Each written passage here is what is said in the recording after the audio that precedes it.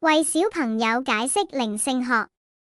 靈性學就好似一盞魔法燈籠咁，幫我哋更好咁理解靈體嘅世界，即係嗰啲已經離開地球嘅人，而家住喺嗰個隱形嘅地方。乜嘢係靈性世界？靈性學顯示呢個世界嘅唔係好得人驚，亦唔係充滿神奇嘅嘢。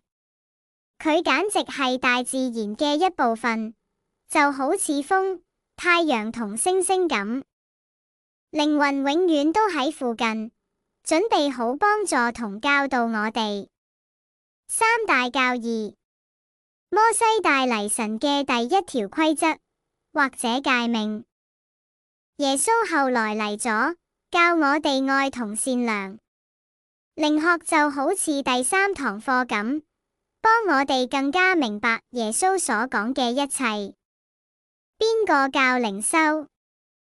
唔係淨係一個人開始咗靈主義，好靈同世界各地嘅好多人講嘢，教導美好的事物，就好似一班嚟自天堂嘅朋友，想幫我哋過更好嘅生活。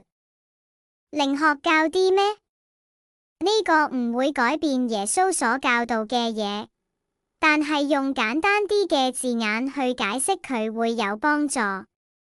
佢顯示咗死後嘅生命會繼續，而我哋可以透過學習同做好事嚟改善。佢教導上帝想每個人都開心，而愛就係呢個關鍵。